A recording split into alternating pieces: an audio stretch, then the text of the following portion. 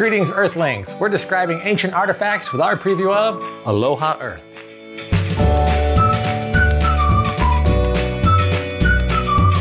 Aloha Earth is an improv, player-judge game about aliens describing objects found on an extinct Earth. And I thought we had a lot of fun getting into character for these. Aloha Earth offers lots of hilarious improv opportunities, and we'll tell you all about it after this quick how to play. At the start of the game, each player will select an expert card, which will determine the context in which the player views the Earth objects. Then one player becomes the summit leader and chooses one word from 2 artifact cards to create the found artifact. Then they will draw one card from the deck, which will determine the location of where the artifact was found. Then each player, keeping their expert card in mind, will describe the artifact in the most alien way possible. At the end of the debate, the players will vote for who they think is correct to receive the artifact cards. After each player has been the summit leader, the game ends, and the player with the most artifact cards wins.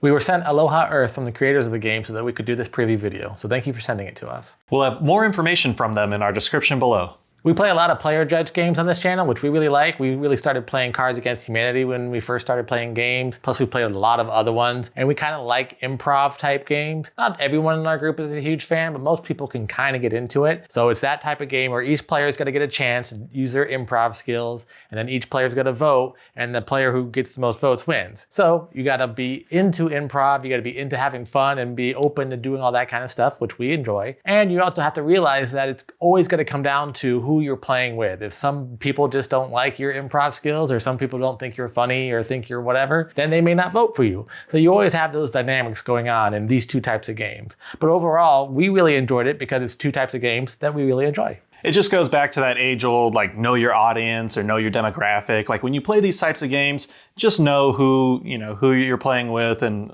what they find funny or interesting, right? If you're all dark and gloomy and everyone's always upbeat, then you may not do well at this game. You may be like, no emo aliens. This is for death and killing things. And it's like, whoa, dude, it said fork yacht. like, come on, you could have done better. However, if you're playing with people where it's like, we know he's gonna do something, let's What I like about this game is each player starts off the game with an expert alien card, and you should try to tie your debate answers to your expertise. So if you're the expertise of human sports, all of your answers should try to steer towards being a sports related thing, even if it's totally not that. So if it's a grill diploma, think of a way that a grill diploma could become something related to sports. So I like the expert cards and how it gives each player a limitation. So it's not totally open-ended. You kind of have to stay in your lane kind of thing, but then improv within your lane. I really like that aspect. It's probably more entertaining or enjoyable if you get an expert that you're somewhat comfortable or familiar with. Like, for example, expert of human politics.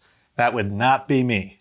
So if I got this, I'd be like, president, rights, that's what that's for. So, I think I got the tech one because I like tech stuff, but I mean, luck of the draw, I guess. But the expert cards do give you some little cues at the bottom of it. So for example, expert of human sports, all the sports, Olympics, exercise, gym memberships, all those kind of things. It can kind of get your brain ticking. So you're not immediately going, human sports, Olympics and gyms. I could talk about some other stuff and tie it into that. And you don't have to be so adherent to the limitations of your expertise. It's just more fun if you do try to keep that expertise in there. How deep you want to go down that rabbit hole of really getting into character depends on you. I mean, there were times where he was explaining something like, this is a thing, it goes on a salad. And you got to think like, okay, he's the food expert, I'm the tech guy. What's a salad? Like, I don't understand anything you're explaining right now. So at some point you have to suspend your expert and then be human again and be like, okay, yeah, he's talking about